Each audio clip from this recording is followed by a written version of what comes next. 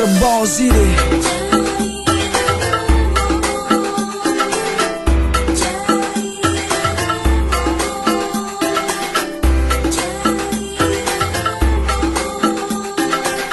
Yeah. Selamat datang di kota ini. Kota sederhana ini tempat kami. Terletak di ujung Jawa Barat. Panorama alamnya sangat memikat. Cirebon namanya kotaku, udang julukannya kotaku. Tak banyak ada gedung bertingkat, hanya banyak sawah dan sungai yang jadi sekat. Bukan kota besar tapi kota mandiri, bukan metropolitan tapi kota penuh seni. Tempat dimana ku habiskan hari, dari mulai pagi siang malam ke pagi lagi. Modern tak bisa kalahkan tradisi, manakala mulu dan ramaikan kota ini. Sejauh mata memandang, ku takkan bosan diwarnai hidup pikuk ramah penuh seniman. Inilah Keraton Kasepuhan, keraton kesultanan terbesar di Cirebon, Jawa Barat, yang menjadi salah satu budaya tradisional Cirebon yang unik dan layak untuk dipelajari. Keraton Kasepuhan didirikan oleh Pangeran Muhammad Arifin II dengan gelar Panembahan Pakungwati I, yang adalah anak angkat Ratu Dewi Pakungwati binti Pangeran Cakrabuana yang menikah dengan Sunan Gunung Jati, salah satu wali Songo yang menyebarkan agama Islam di Cirebon, sehingga Cirebon disebut sebagai kota wali.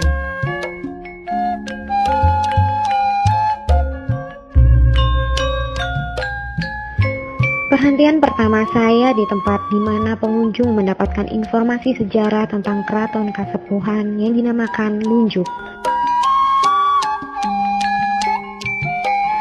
Di depannya ada bangsal Sri Manganti yang merupakan tempat untuk menanti.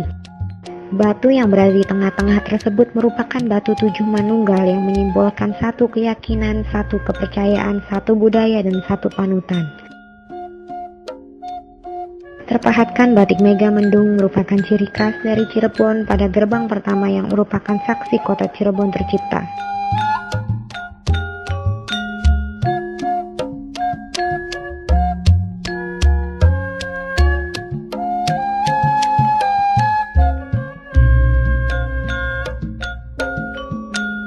Inilah bangsal Pringgadani yang dahulu digunakan raja untuk memimpin rakyatnya. Menghormati leluhur menjadi prioritas di tempat ini, sehingga pengunjung tidak boleh sembarangan menginjak situs tertentu. Salah satunya adalah bangsal Panembahan ini. Bangsal ini digunakan oleh raja untuk memimpin. Para pengunjung dilarang untuk naik ke tempat ini. Selendang 9 warna itu menyimbolkan wali Songo. Selendang itu menutupi tempat tidur raja yang dahulu kala digunakan untuk istirahat pada siang hari. Di tengah-tengahnya ada kursi gading yang digunakan raja sebagai singgasana.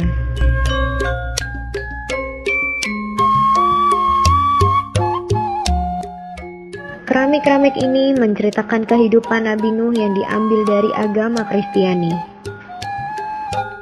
Keraton Kasepuhan mengajarkan saya bahwa saling menghargai dan saling menerima ada di tempat ini.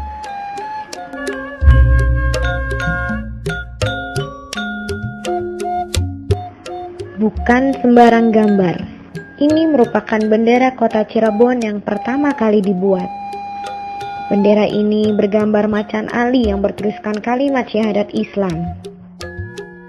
Tempat ini merupakan tempat ziarah bagi orang-orang yang masih percaya pada tradisi yang memiliki khasiat masing-masing.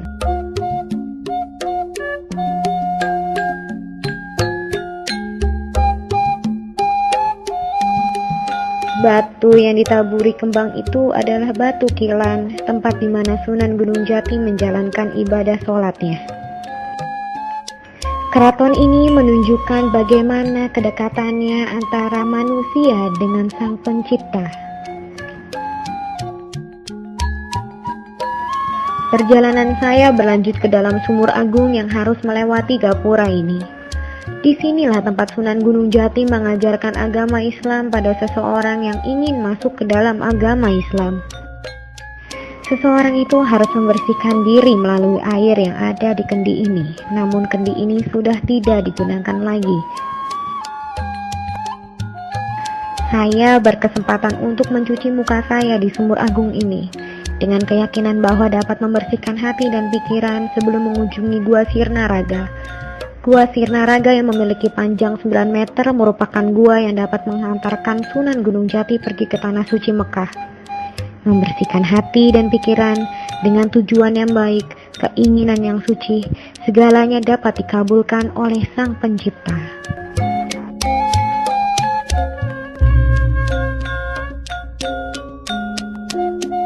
Sungguh beruntung saya bertemu dengan salah satu abdi dalam di tempat ini. Beliau bernama Mas Aji yang adalah seorang elang, cucu asli dari Sultan Kanoman ke-8 yang merupakan saudara dari Keraton Kasepuhan. Sebenarnya di dalam itu persyaratan memang intinya cuma satu aja, kita harus sopan, jujur, dan kita ngaula. Ngaula itu apa? Ngaula nama saja itu mengabdi, gitu. Mengabdi tanpa pamrih. Memang di sini walaupun ada satu pembayaran, katakannya pembayaran, tapi di sini dengan bukan ditarif ya. Pembayaran tersebut hanya berupa uang lelah, uang jamu lah kalau itu. Paling 1 bulan kurang lebih 45.000 1 bulan.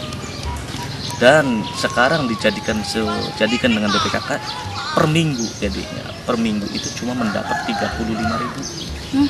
Ya, ada yang 35.000 dan bagian kebersihan itu seminggu 28.000. Sikap Sultan yang menghargai abdi dalam membuat Mas Aji tetap betah di tempat ini. Walaupun upah yang diterima di luar akal sehat masyarakat, tetapi Mas Aji sama sekali tidak kekurangan. Saya diantar ke area berikutnya, yaitu Gunung Indrakila, yang harus melewati rawa yang rindang ini. Gunung Indrakila adalah tempat di mana raja memperhatikan masyarakatnya, dan dari atas sini pula saya bisa melihat ke beberapa situs dengan jelas.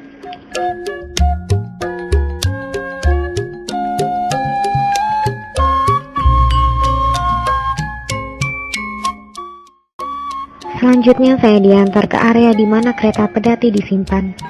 Tempatnya agak menyeramkan karena berada di ujung kebun yang dahulunya adalah hutan. Kereta pedati ini digunakan untuk membawa peti kemas milik kesultanan. Kereta ini ditarik oleh 4 kerbau bule atau kerbau putih yang saat ini masih dapat kita temui. Kereta ini merupakan duplikat dari kereta pedati asli yang saat ini berada di Pekalongan. Aula yang sangat luas ini boleh digunakan oleh pengunjung untuk duduk bersantai dan sebagai tempat latihan tari bagi masyarakat sekitar.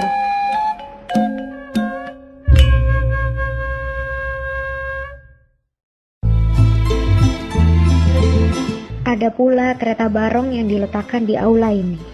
Kereta barong berumur ratusan tahun ini adalah duplikat dari kereta barong yang berada di museum berlokasi di depan area keraton.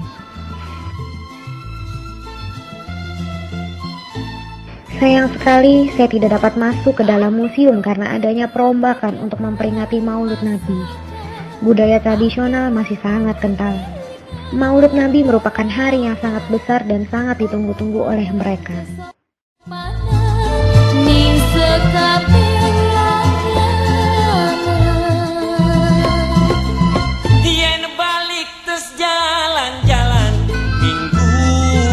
Pengalaman yang sangat luar biasa. Ketika saya sedang duduk bersantai di aula dengan rekan saya, Sultan dan pengawalnya berjalan melewati kami. Sultan dan keluarganya baru saja dari lokasi Gunung Jati dikarenakan ada keperluan menjelang Maulid Nabi. Sayang saya tidak bisa mewawancarai beliau karena beliau sedang sangat sibuk.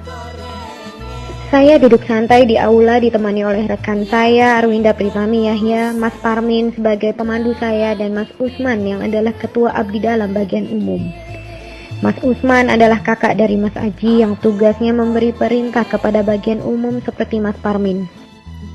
Kalau ada perang beneran itu? Beneran dipakai. Dulu itu dipakai. Sampai sekarang pun kalau misalkan Sekarang hanya simbol-simbolnya aja. Mau perang sama siapa kita? nggak ada musuh. Tulisan ini TKP 2 ini kan tenaga kerja para pengabdi. Jadi saya ini di sini walaupun tumpah darah pun saya siap di sini. Sekarang itu belajarlah menghargai sejarah. Sebab orang muda sekarang atau anak-anak sekarang itu gampang sekali melupakan sejarah. Apalagi terkenal sama yang Kalau dunia kayak gitu kan. Anak muda sekarang itu napanya udah terbawa arus globalisasi modern. Pengen saya untuk generasi kedatang itulah kita gali dulu kebudayaan kita untuk menopang kebudayaan yang akan datang gitu. Untuk menghandle kebudayaan asing.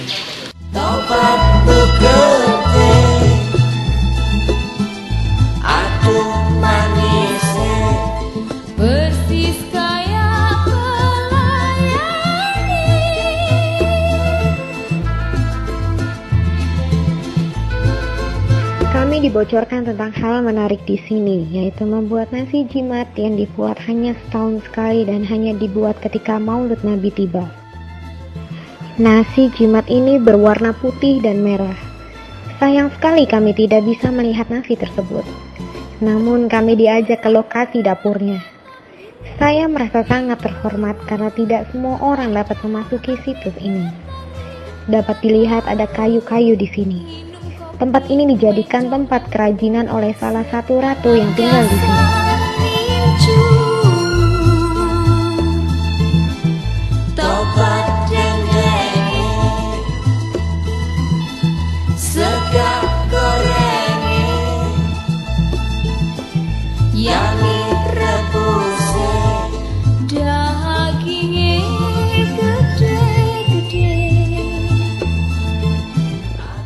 Aura mistik yang kental membuat saya merinding di tempat ini.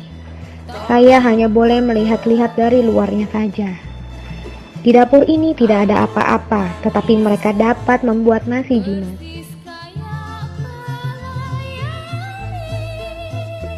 Bagaimana cara membuatnya? Hanya mereka yang tahu.